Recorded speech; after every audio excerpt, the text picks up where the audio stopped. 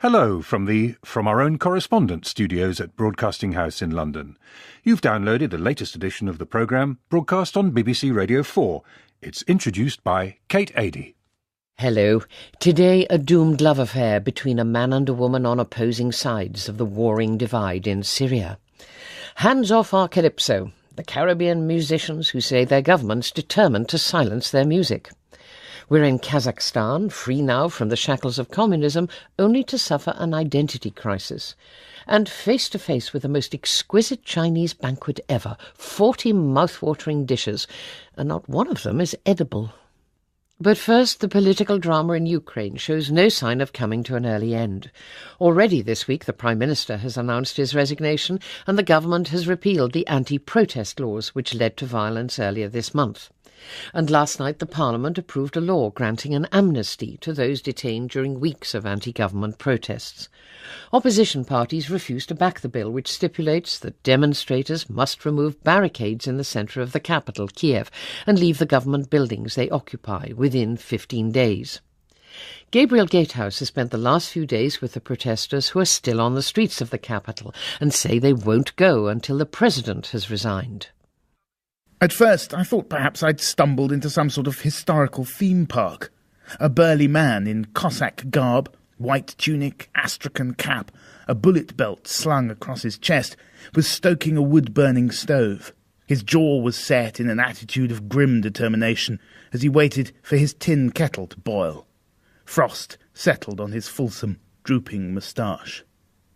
Day and night battle cries echo around Kiev's Independence Square in a well-practiced call and response routine. First, a single voice rings out. Slava Ukraine! Glory to Ukraine! Heroyam Slava! Intoned the crowd. Glory to our heroes! Those words were the slogan of the Ukrainian Insurgent Army, a nationalist outfit that had fought a doomed guerrilla war against the Soviet government in western Ukraine in the 1940s and 50s. Today their black and red flags flutter from green canvas tents right in the centre of the city. What had been a peaceful protest camp has become a sort of medieval fortress prepared for a fight. Gangs of men and women shovel snow into sacks.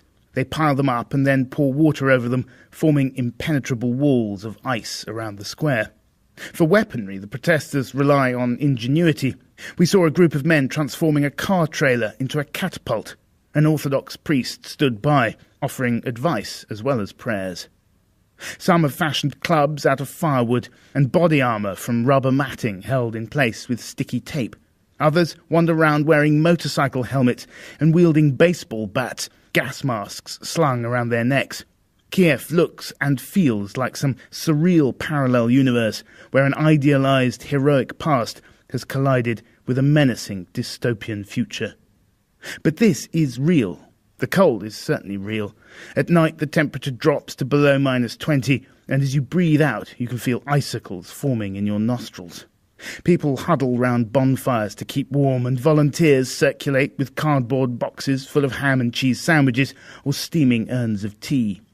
Every night, Raman, a former engineer from western Ukraine, cooks up a vast vat of borscht right here on the central square to be distributed for free to the cold and the hungry. Nothing can stop an idea whose time has come, he told me, his eyes streaming from the wood smoke. I'll be here till the bitter end. The front line consists of a mountain of car tyres piled up across the cobbled street that leads towards the Parliament building. Nestled amongst the tyres we saw hundreds of bottles, each filled with petrol, a rag stuffed in the top. Molotov cocktails at the ready. When I arrived last week, there was an uneasy truce in force between the demonstrators and the riot police, facing off just metres apart. Occasionally a handful of protesters would climb atop the burnt-out, frozen shell of a bus and shout across the expanse of ice-covered cobblestones. "Out with the thieves! Out with the bandits!" they chanted, referring to the politicians in the government offices behind. The police was silent, like a phalanx of Roman legionaries, impassive behind their riot shields. "This isn't about Europe or Russia," one young man said from behind a scarf and hood that revealed only his eyes. "I just want to live in a normal country," he said. I asked him what he meant by normal country. He told me about the 3 shops he'd set up with his own money. He wanted to be a responsible citizen and pay his taxes. But to register to pay tax, he told me, you have to pay bribes. And under this government, the bribes just keep getting bigger and bigger. In the end, he couldn't afford it, and he closed his business down. Now he's taken a job in someone else's shop to provide for his 2-year-old daughter. The protesters are an odd mix. Some are human rights campaigners, some are far-right activists. Many are simply middle-class Ukrainians who fear for the future of their children. But in answer to the question, why are you here, nearly all tell the same story. They speak of a kleptocratic administration that's out of control. Certainly the government has lost control of the centre of its own capital. In some provincial towns, the demonstrators have seized local government offices too. But the opposition leaders who claim to represent the protesters don't really control the mob either. As darkness fell on Friday, the truce was at an end. The tyres were doused in petrol and satellite, forming a blazing wall of fire. Masked men wheeled out the catapult and fired cobblestones through the smoke and haze. Molotov cocktails flickered like fireflies through the air. In return, the police threw stun grenades and turned on the hoses, trying in vain to put out the fire. The fighting flares up periodically and then dies down again. The opposition crosses the lines for talks. The government makes concessions. But so far, nothing, it seems, can dislodge the protesters. Gabriel Gatehouse in Ukraine. The United Nations mediator Lakhdar Brahimi says he doesn't expect there to be any substantial progress during the current round of Syrian peace talks, which end tomorrow. Mr. Brahimi said the ice had started to thaw between the delegations from the Syrian government and the opposition, though the gap between the two was still, as he put it, quite large. He said there'd been no progress on negotiations to deliver aid to civilians under siege in the city of Homs. Damascus, the capital, remains a divided city. Parts of it are under the control of government forces. Other areas are held by the rebels. But some people have connections on both sides of the divide. Abigail Fielding-Smith has been talking to one man with a serious case of conflicted loyalties. The labourer was like most young Syrian men you meet these days, tough, sardonic, and old beyond his years. We met in a busy street in central Damascus. From its tree-fringed cafes you could hear the thud of shells hitting the rebel-controlled suburbs. He was from one of the towns under bombardment, and his family was still trapped there. He'd been explaining, without much emotion, how hard it was to get supplies through the checkpoints surrounding it. As we talked, he flicked constant glances at the people around us from under his thick eyelashes. We were in a government-controlled area, full of smartly dressed shoppers and ponderous traffic police. Though we weren't doing anything wrong, life under the eye of Syria's feared mukhabarat, intelligence services, leaves its mark on people. He asked me not to use his real name. I'll call him Abu Anas. At one point, he started looking through his phone to show me a photo. When people from opposition areas in Syria hand you their phones, you brace yourself for gruesome images of people wounded in government air raids. Abu Anas, however, had something different to show. He produced a picture of a doe-eyed young woman in a sparkly top and skinny jeans. It turned out that this streetwise son of the rebel suburbs had fallen in love. Unfortunately for him, it was with the daughter of a senior mukhabarat official. "I'm in a mess," he sighed, suddenly seeming much closer to his real age. "I hate the regime, but I love a daughter of the regime." He'd met her by chance before the uprising broke out, and has spoken to her on the phone almost every day since then, throughout the protests and the bombs. Like many people in his hometown, Abu Anas supported the uprising when it first started, but that didn't stop him pursuing the mukhabarat official's daughter. "I made a clear distinction between my relationship with her and my relationship with the government," he explained. None of his friends in the local rebel outfits knew about his girlfriend. If they did, they might suspect him of being an informant. The girl's father was furious when he found out about the relationship, but still has no idea the working-class man who stole his daughter's heart has links with the rebellion. "I kept which side I'm on unknown," he boasted, chuckling at his own audacity in slipping between the two worlds. It is not only star-crossed lovers who lead double lives in today's Damascus. A knot of checkpoints separates the largely undamaged centre of the city from the shell-blasted suburbs under rebel control. But this doesn't mean that everyone on one side supports the government and the other the opposition. As the war drags on, many find it pays to be flexible. The rebel-held areas are teeming with paid informants who pass information back to the government. On the city's southern front line, a loyalist fighter told me that the government knew the names of everyone who had taken up arms against them on the other side. They know exactly who is involved and who is not involved. We have informers in their community like they have in ours, he explained. The harried-looking soldiers and militiamen at government checkpoints can also be bribed, Abu Anas told me. Although in some places they are imposing a tight siege, causing acute hunger, in others they've grown rich by accepting money from smugglers. Some officers used to just have enough money for food, Abu Anas said. Now they've got cars, they're getting married, they're making progress in their lives. A note of envy crept into his voice as he spoke. At this point, he was more interested in getting on in life than with the revolution. He felt completely disillusioned with it. He'd moved out of the suburbs before the siege there tightened and was trying to earn a living in the city centre. He'd tried to put the girl behind him too. He couldn't see how they'd ever be able to get married. But when he tried to break it off, he found he couldn't bear it. A doomed love affair between two people from warring communities doesn't exactly provide hope for Syria. The conflict here looks more entrenched than ever. But for Abu Anas, it seems to offer some respite from a life that has grown unremittingly hard and bleak. It's not often you find someone who adores you that much, he said. It's a wonderful story, but it's full of conflict. And that's Abigail Fielding Smith. Musicians in the South American state of Guyana say their government's attempting to silence their traditional calypso songs, trying to make sure they don't get played on the radio. Calypsonians in Guyana, which won independence from Britain in the 1960s, often sing about corruption in high places and the political tensions in this Caribbean nation. Yet Girish Gupta says it isn't just a dispute between musicians and politicians. It highlights a long-standing rivalry between the country's two main ethnic groups. I'm watching a computer screen in the offices of Guyana's state radio station. A man dressed in a bright yellow hat, garish green shirt and oversized red tie is dancing on stage, his waist-length dreadlocks following behind. I'm here under the gaze of the station's most senior staff. We're watching The Professor, a Guyanese singer-songwriter who last year won this Caribbean nation's annual calypso competition. The 43-year-old's winning song, God Na Sleep, talks of the corruption that's endemic in this tiny English-speaking country perched on the shoulder of Latin America. Despite winning the calypso competition, the song didn't impress the government Minister for Transport and Hydraulics, Robson Ben. In fact, it so angered him, the staff here tell me, that he stormed into these very offices soon after it was played and demanded that it be banned, along with an array of other calypsos. The Professor makes his living working as a bauxite miner on the Berbice River in the jungles of Guyana's Region 10. Calypso's stifled in Guyana because it speaks the truth, he told me. People love the song because it's real spicy, and that's what calypso is all about.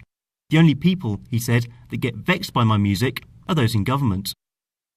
The authorities are accused of repressing the politically charged music by keeping it off the air. The dispute's much bigger than a row between a dreadlocked singer and an overzealous minister, though. It piggybacks on decades-old ethnic tensions between two groups that have battled for power here for half a century. Independence from British rule came in 1966. The country's history since then has been punctuated by corruption, assassinations, and a battle between two ethnically based political parties. One is made up primarily of African-descended supporters and held power for nearly 3 decades until 1992. The other, in power now, is made up by the descendants of indentured Indian servants. I met those in government now at a drinks party hosted by the Brazilian ambassador in Guyana's capital, Georgetown. Sipping a glass of wine, Minister Ben told me what he thought of the Professor's song and others like it. He called them slanderous, vulgar and naked political assaults. He did admit storming into the station to complain, but denied that he'd instructed anyone to ban the songs, though he added, some shouldn't be played. Guyana's President, Donald Ramotar, was also at the event. On a humid evening, he was dressed in a loose-fitting white shirt and told me that calypso was an important part of Guyanese culture. Art and culture here are blossoming, he said, more than at any other time since independence. David Hines is a political activist here.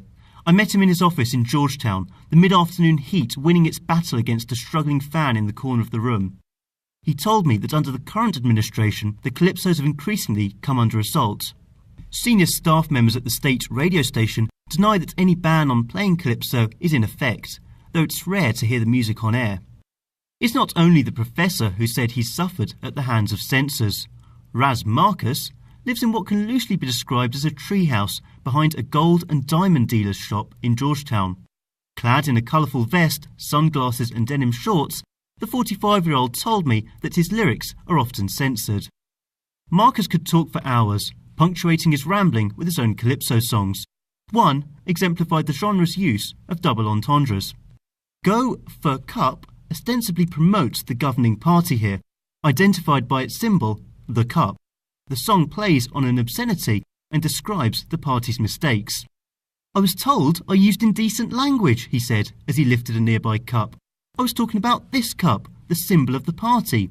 I was advising people to go for the cup." I later drove across the Demerara River that splits Georgetown in two. On its western bank, among sugarcane fields, lives Mighty Rebel, the head of the country's Calypso Association. I had no idea of his address, but all I needed to do was stick my head out of the window and ask where the rebel lived. I stopped outside a rudimentary house on the main road as people rode their bicycles through the evening heat. We walked among the palm trees across a small stream and into the fields. There, the 67-year-old explained the importance of calypso music. "We're the mouthpiece of the people," he told me. "The government needs to give us a break and let us sing." Girish Gupta in Guyana. People in Kazakhstan, that vast expanse of a country just south of Russia, have lived through some sweeping changes over the centuries. Across its vast steppes have rolled the hordes of Genghis Khan and the armies of the Tsars in the 18th and 19th centuries. More recently, Soviet communism came and then went. Through it all, many Kazakhs, when it comes to solving some of life's eternal problems, have relied upon their traditional healers. During the Soviet period, when any sign of religion was deplored as superstitious and backward, city Kazakhs might have kept their beliefs under wraps, sneaking out only occasionally to the holy villages for a discreet consultation. But Caroline Eden, in the city of Almaty, has been finding out that now, like many other rural migrants, the shamans are coming back to town. To head north on Almaty's Pushkin Street is to pass through an invisible curtain. Left behind are the Bentley showrooms and neatly swept pavement cafes of the grander areas. Instead, pockmarked Pushkin Street appears well-trodden, dust-choked and hard up. In front of a peeling apartment block, dozens of life-size mannequins have been dressed in counterfeit polyester tracksuits. Their vendors squat below, hovering over cheap, frilly underwear, also for sale. On the opposite side of the road, amongst the travel agencies, which arrange Hajj pilgrimages to Mecca for practising Muslims, more stands have been set up. Intended for the faithful heading to Friday prayers, boxes of miswak teeth-cleaning twigs made from the arak tree, used for sweetening breath, and small bottles of perfume sit next to neat piles of religious paperbacks. Behind them, Almaty's mosque sits squat and proud, lit by a watery autumn sun. On its south-facing wall, a sign illustrates suitable clothing for visitors. A red cross has been painted through a cartoon woman dressed in a clingy t-shirt and skirt, a tick over the one in a hijab and long sleeves.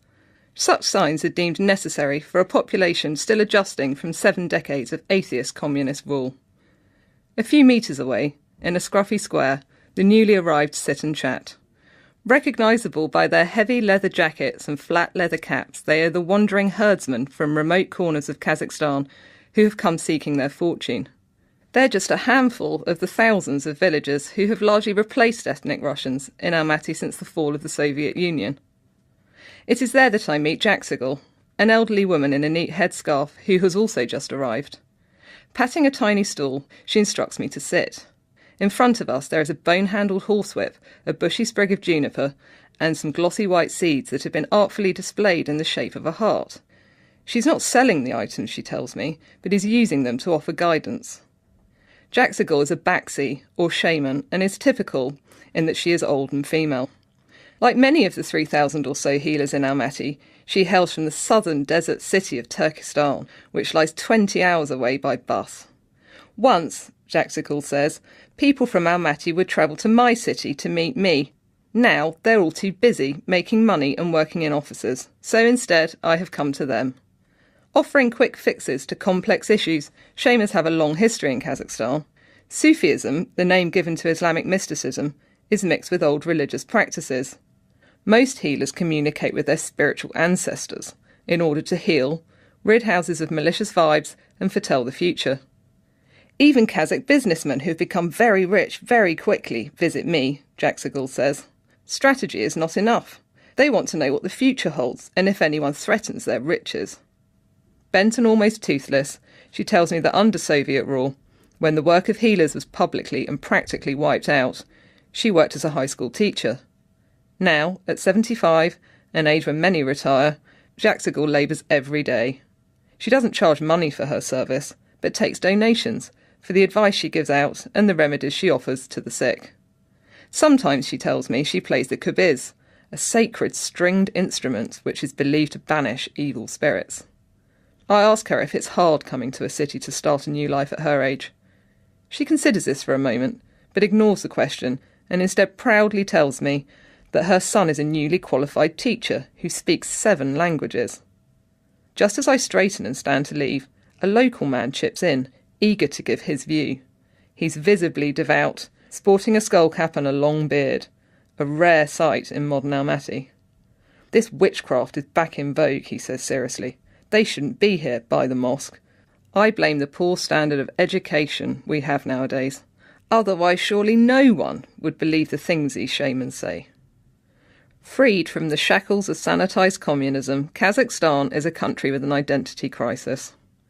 Resource-rich Kazakhs chase petrodollars, while others look to Mohammed or even Marx for guidance. It is perhaps no wonder that many are returning to their earliest beliefs, the cults of their ancestors, to which only the shamans hold the key. Caroline Eden. The Chinese have always been obsessed with food. Their rich culinary culture, however, has often been taken for granted.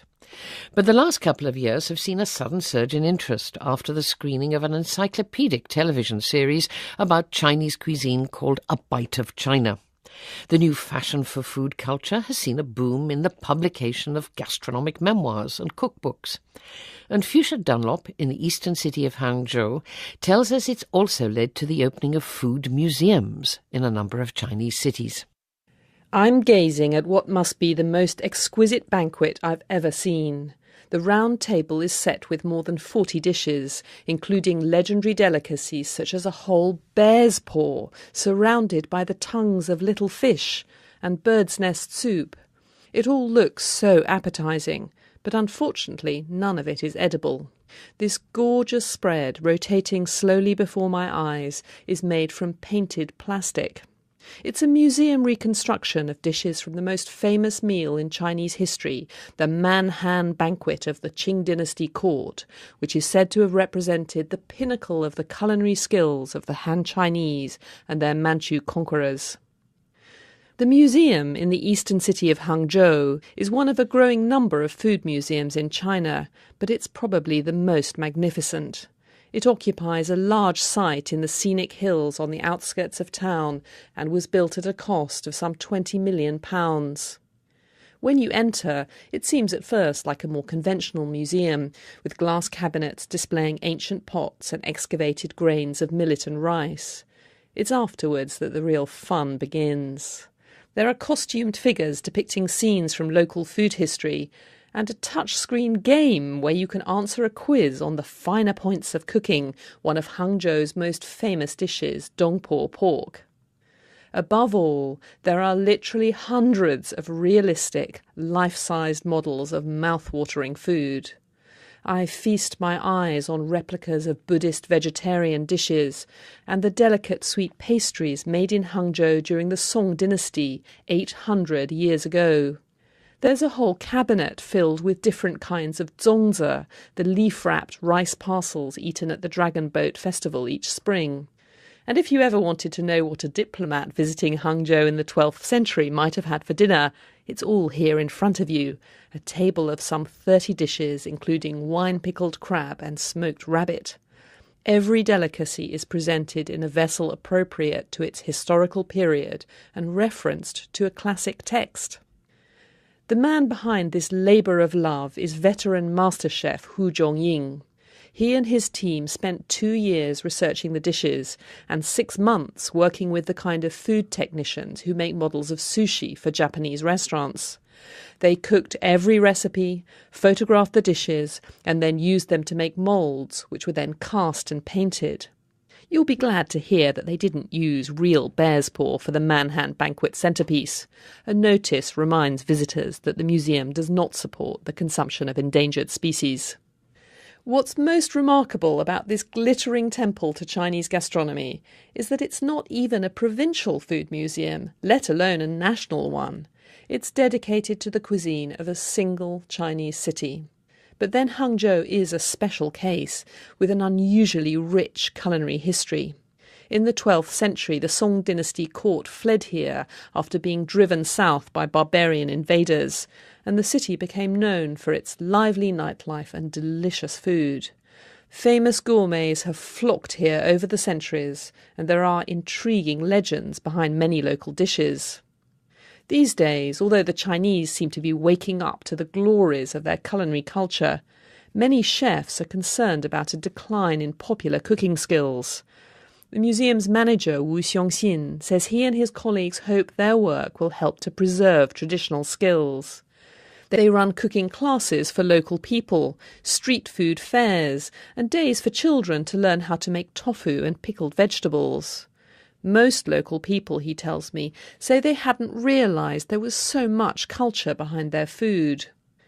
As you can imagine, visiting such a museum does make the stomach rumble. But there's no need to panic, because just beyond the galleries there's a huge restaurant where you can actually eat many of the classic dishes from the exhibition.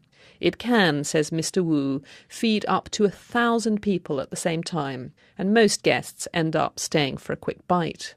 The revenue from the restaurant now sustains the museum. By the time I reached the rotating Manhan banquet, I was feeling awestruck yet again at the brilliance of Chinese food culture. "It's amazing, isn't it?" I said to the Chinese man standing next to me as a suckling pig glided past. "Yes," he said, "you Westerners just eat sandwiches, hamburgers and that kind of thing. We're a little more particular about our food." Normally, when Chinese people make this kind of remark, I am fierce in my defence of European cuisines. But somehow, faced with this dazzling pageant of gastronomy from the last 8 centuries, I felt I was on shaky ground. For once, I just shut up. And that's it. Fuchsia Dunlop, rendered speechless for just a moment, brings this edition to a close. I'll be here again on Saturday morning with more from correspondents far and wide. Do join us. Goodbye. With the most exquisite Chinese banquet ever, 40 mouth-watering dishes, and not one of them is edible. But first, the political drama in Ukraine shows no sign of coming to an early end. Already this week, the Prime Minister has announced his resignation, and the government has repealed the anti-protest laws which led to violence earlier this month. And last night, the Parliament approved a law granting an amnesty to those detained during weeks of anti-government protests. Opposition parties refused to back the bill, which stipulates that demonstrators must remove barricades in the centre of the capital, Kiev, and leave the government buildings they occupy within 15 days.